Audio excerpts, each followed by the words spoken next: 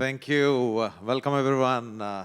It's a fantastic morning here in Dubai. I'm always hyper-energized.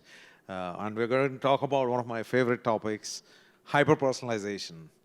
I'll give you a quick brief of Champions Group. We kind of started actually as a core data enterprise, started with email marketing. This probably goes back a couple of decades ago. And a pure play data and email marketing enterprise. Today we've grown into almost 5,000 people company with over 15 lines of business.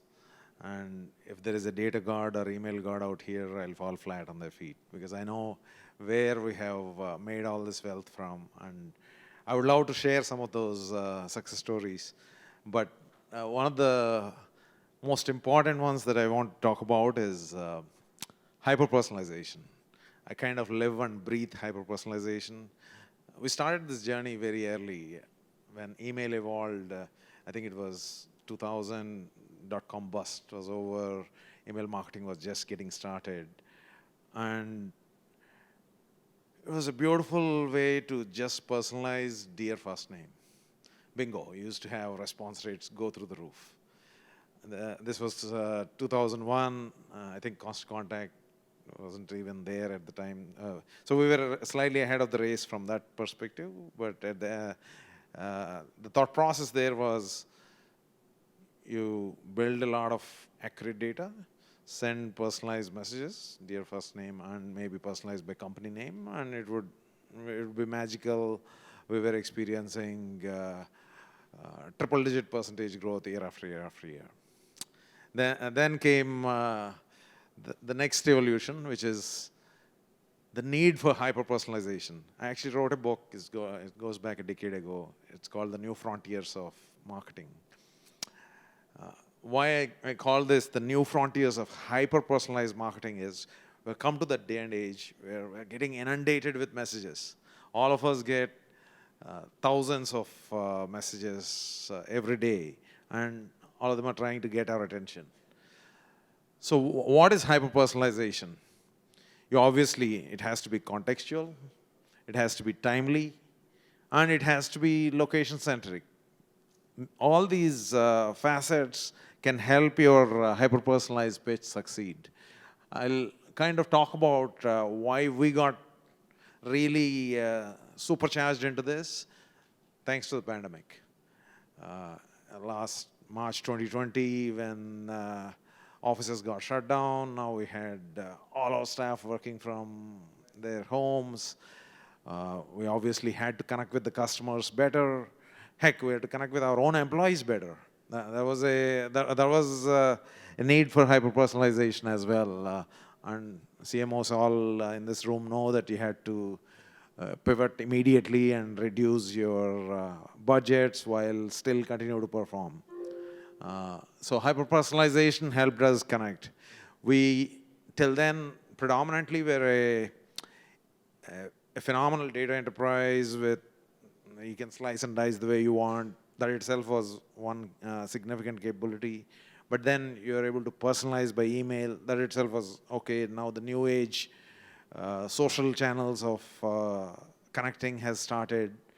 But where hyper-personalization comes to play is moving past that name, first name, company name-based personalization, and then having a context to it, and then having an image.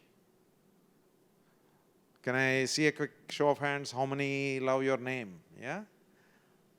All of us, right? How many love our face? I'm sure all of us want to lift with both the hands, yeah? Because the person in the mirror we love the most, then the person's name. So if you were to give a comparison, it's actually 923 times more you love your face than your name. Yeah, so there is an automatic connect when you do a campaign with your customer's image, or it could be email personalization. It could be even social personalization. These days there are phenomenal tools. Instead of just sending a LinkedIn text, you can actually send a personalized photo of theirs. I'll cover that as well. And then website personalization. Today, we empower our sales teams to just put a client name, client email, and click next, and it will generate a link which is hyper-personalized for that particular client, with their logos, with their name, all of that in multiple parts of this page in exactly 1 second, so that the sales and business development executive is supercharged to send a very hyper-personalized link to their clients. So if you see here, this is a company of ours called Lake B2B, predominantly in the customized data space. McGraw Now, that's a client of ours that we're prospecting in this example. So if you see the image, there's a T-shirt which says McGraw Now on it. The customer's logo, which is there on the laptop, on the iPad. All of those imagery, customer name, all of those are coming primarily to get attention of the customer. From then, you still have to do your dog and pony show. You got to have your solutions that you offer. Say in this case, targeted healthcare contracts, technology databases, whatever this brand is offering. Hyper-personalizing via LinkedIn. See, these days there are tools like selectpics.in which enable you to, instead of just sending a text LinkedIn message, which is losing its traction, you can see that, to something a little more powerful, using images, using maybe even personalized messages. So if you look at all our Amplis platform is a data platform we have. We provide white label interfaces so that the customers can use their own logos. Possibly,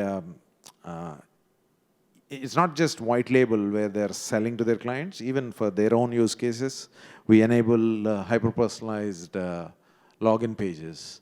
I'll quickly take you through some of the thought process on the 3 W's of hyper-personalized marketing. Who? The persona, the location.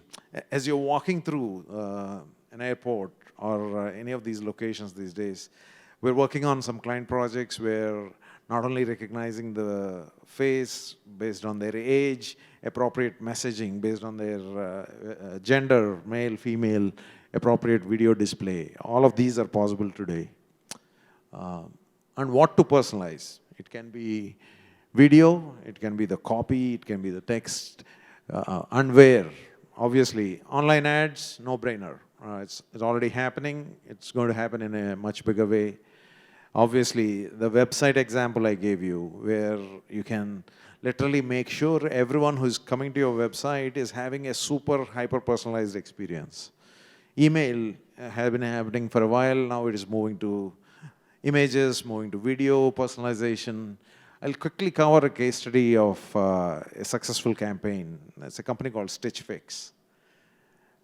Highly popular for collecting a lot of information about their customers, doing various surveys, various post, pre-campaigns, through various social media facets. Today they have started to deliver, based on all these inputs on what their customer really wants, they're starting to deliver to their homes appropriate attire, appropriate, which fits their size, all of that. And they're seeing a 70% retention rate. This is huge. Obviously, sending something without the customer ordering, with a no obligation, you can return free, is a great initiative. But you normally get a lot of returns back if you don't know your customer.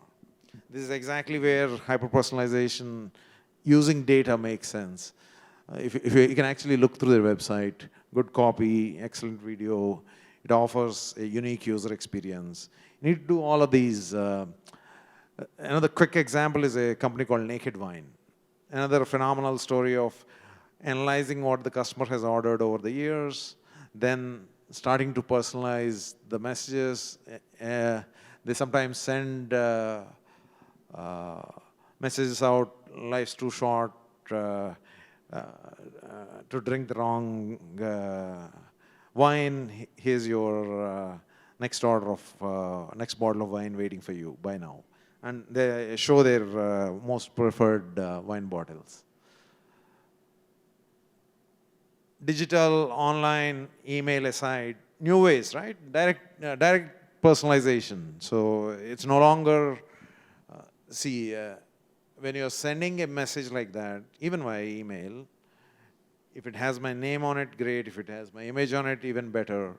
There are various layers of personalization you can think of. Hyper-personalize your Zoom calls. So this is a feature that we enable for all our business development teams. They not only personalize, actually more than our logo on the backdrop. If you see the growth theme there, reimagining growth, you see an Apple logo. That means on that call, I'm actually talking to Apple. If I'm prospecting them and have a Zoom call set up with the Apple team, we'll position ourselves as the Apple growth team. We work with the Fortune 1000 to small, medium enterprises, helping them expand their total addressable market. They already have a significant reach. We go out to them and then help them with expanding that further. They say we're already at 70% outreach. And that's exactly where we come and we say, come, let's take you to the 85, 90% of your total addressable market. But the point I'm trying to make is personalize even your Zoom call backdrops. Why not? For the client. Can I play this video once? This is actually a video thumbnail. It's going to someone by the name Steve. We're talking about cross-channel marketing here.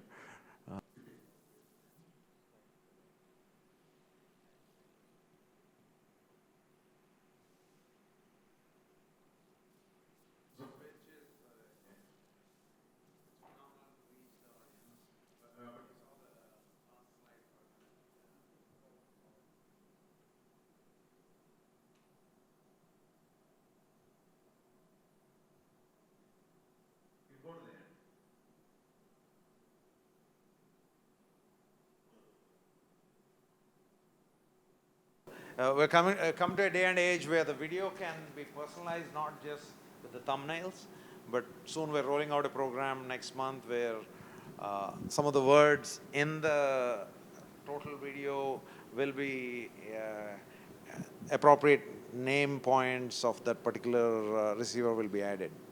What does it do to you? You're essentially thinking, why should it do all this? Obviously, your response rates go through the roof.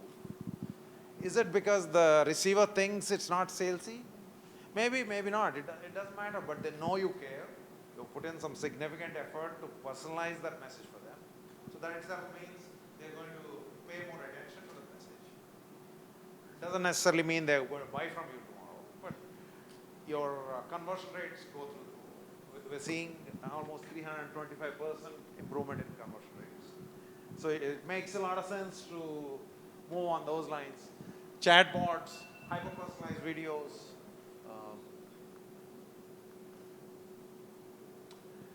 See, this is a fun initiative. During the pandemic, we came up with a ranch. You might say, why in the hell would you start a ranch in the pandemic? Because people started saying we're not going to come back to the offices. And we have thousands of team members, and this is a big problem, right? We're not able to connect with them. So we said, okay, we opened up a 100-acre farm. We had a bunch of horses, a bunch of activity to do, so that at least people were coming to stay, work from farm as a concept. Even that has passed now. Now they're saying we don't even want to come to the farm. We're happy where we are. So we're now starting to offer companies in the space an option to have their corporate team outings. And even these are hyper-personalized, where the video, the logo inside the video will all have the appropriate company that we are pitching it to.